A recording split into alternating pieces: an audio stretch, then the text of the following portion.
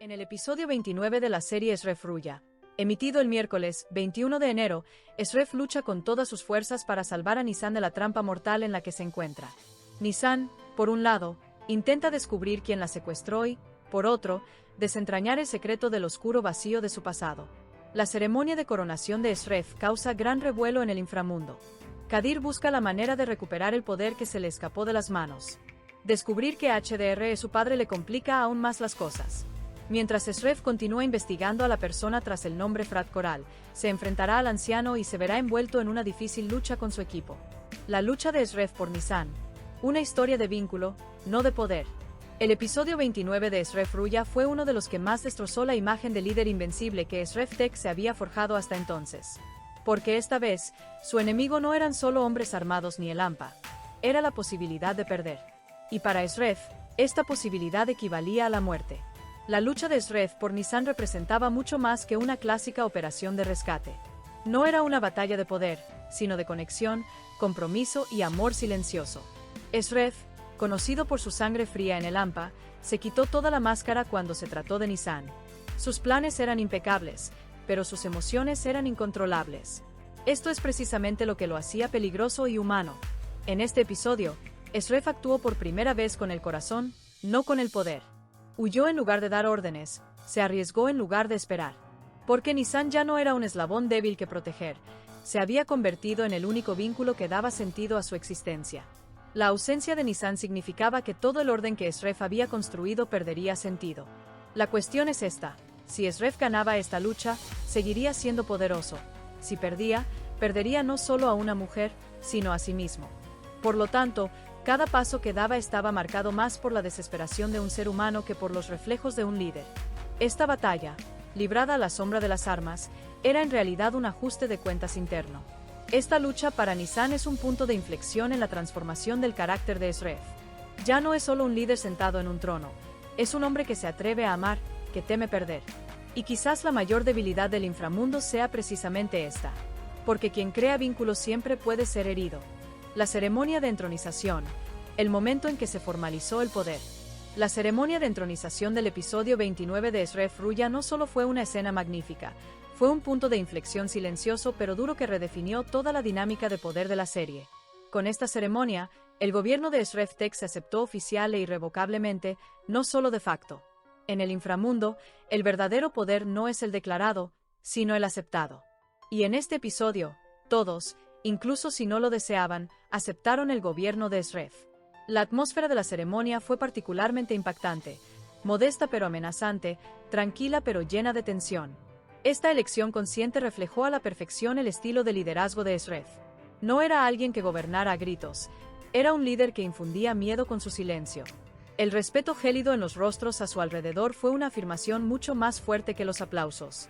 Porque todos los presentes sabían el precio que Shref había pagado para llegar a ese punto. Lo verdaderamente impactante de esta escena fue la falta de euforia de Shref tras la victoria. Sentado en el trono, su rostro no reflejaba orgullo, sino un profundo sentido de responsabilidad. Esto transmitía un mensaje claro al público. Para Shref, el poder no era una recompensa, sino una carga. El poder, si bien lo elevaba, lo aislaba aún más. La ascensión al trono desató una reacción en cadena en el inframundo. Viejas alianzas comenzaron a cuestionarse en silencio y las enemistades ocultas comenzaron a transformarse. Con esta ceremonia, algunos personajes optaron por retirarse, mientras que para otros, la guerra se volvió inevitable. La ruptura creada por esta escena fue particularmente evidente en el bando de Kadir. No fue Shref quien ascendió al trono, sino sus sueños los que se derrumbaron. El subtexto más contundente de la escena era este: nadie que se siente en este trono puede permanecer igual. Esto también era cierto para Shref. Porque el poder no solo magnifica a los enemigos, sino también los vacíos internos. Y mientras Shref intentaba llenar este vacío con Nisan, el trono lo sumía en una soledad aún más severa. Como resultado, la ceremonia de coronación no anunció el fin de una era para Shref Ruya, anunció el comienzo de una mucho más brutal. El poder estaba ahora en manos de una sola persona. Pero este poder traería consigo mayores amenazas, traiciones más profundas y costos mucho más elevados. Por lo tanto, esta escena no fue un momento de triunfo, fue la calma antes de la tormenta. Kadir, pérdida de poder e identidad disuelta. El episodio 29 de Shref Ruya transformó la historia de Kadir, pasando de una lucha de poder a una profunda crisis de identidad. En este episodio, Kadir emergió no solo como un hombre que perdió el poder, sino también como un personaje que ni siquiera podía decir quién era, a qué pertenecía ni a quién se oponía. La transferencia del trono a Esref no fue solo una derrota para Kadir, sino un colapso existencial. El mayor problema de Kadir no fue la pérdida de poder, sino su incapacidad para reconocerse a sí mismo en su ausencia. Porque hasta ahora, Kadir definía su existencia a través del poder. Era poderoso mientras podía dar órdenes, significativo mientras era temido. Pero en este episodio, ese miedo se transmitió a otra persona, y Kadir se quedó solo con el vacío. Este vacío lo hirió más que cualquier otra cosa.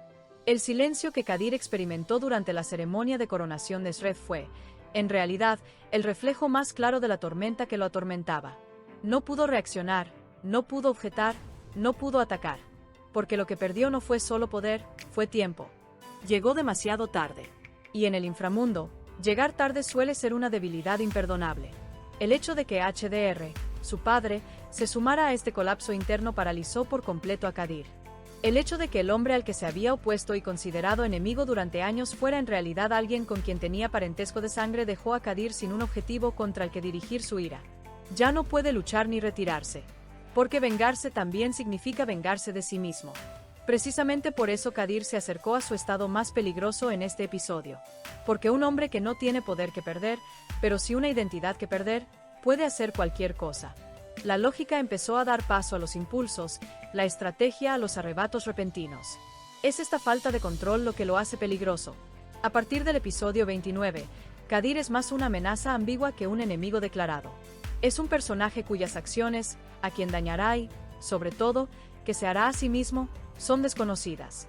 Esto lo convierte en la figura más impredecible de los próximos episodios. En conclusión, la historia de Kadir nos dice lo siguiente. El poder desaparece y otro nuevo lo reemplaza. Pero cuando se revela su identidad, lo que queda es un desastre mucho más difícil de limpiar. Y Kadir se encuentra justo en medio de ese desastre ahora mismo.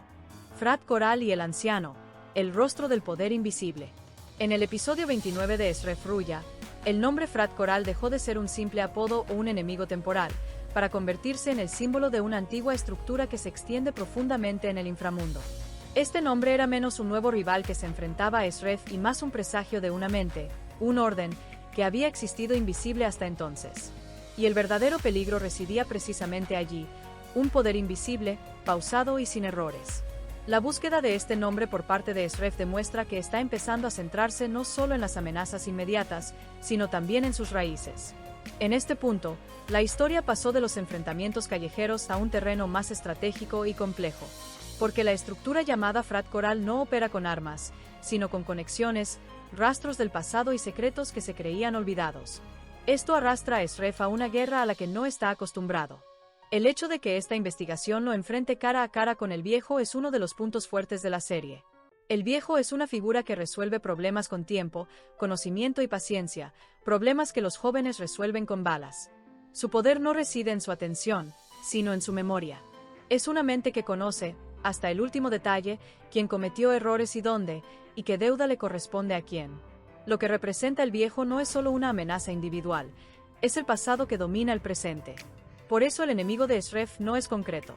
No hay un objetivo al que pueda dar ni un plan fácil de descifrar.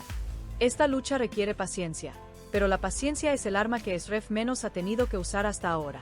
Por eso también esta guerra es tan agotadora para Esref y su equipo.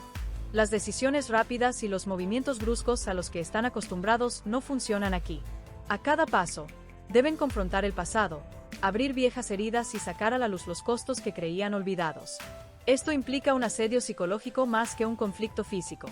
En conclusión, la historia de Frat Coral y Old Man abre una nueva era en Esref Ruya. Ya no se trata solo de quien es más fuerte, se trata de quien recuerda más, quien sabe esperar y quien puede sacar provecho de su pasado. Y en esta guerra, el más peligroso no siempre es quien empuña el arma, sino quien maneja los hilos sin ser visto. Final, la tormenta nacida del silencio.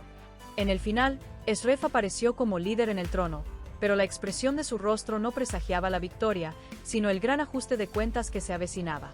El poder estaba ahora en sus manos. Sin embargo, este poder traía consigo una profunda soledad y un constante estado de alerta. El trono, si bien elevaba a Esref, se convirtió simultáneamente en una distancia que los separaba de todos. Para Nisan, el final culminó con una sensación donde la esperanza y la ansiedad se entrelazaban. Era físicamente libre, pero mentalmente seguía prisionera. Los oscuros vacíos de su pasado eran ahora demasiado evidentes para suprimirlos. En la escena final, la mirada de Nisan indicó claramente la dirección del siguiente capítulo. Esta historia apenas comenzaba para ella. La posición de Kadir en el final era silenciosa pero extremadamente peligrosa. Como un hombre que había perdido su poder, cuya identidad había sido sacudida y acorralado por la verdad sobre su padre, alcanzó su estado más impredecible. Se convirtió no en alguien que no sabía qué hacer, sino en alguien a quien no le importaban las consecuencias de sus actos, lo que representaba una seria amenaza para los capítulos futuros. Y el verdadero peso del final se sintió en el frente de Frat Coral, el viejo. Los pequeños pero significativos pasos dados en este frente dejaron claro que se avecinaba una gran tormenta. Comenzó un juego donde intervinieron manos invisibles y las reglas cambiaron. Esta ya no era una batalla callejera, sino de recuerdos. El final del episodio dejó al espectador con mucha tensión, sin una respuesta clara. La pregunta de quién ganará fue menos prominente que quién perderá qué. El final del episodio 29 lo dejó muy claro. En esta historia, el verdadero precio no será obtener poder, sino mantenerlo.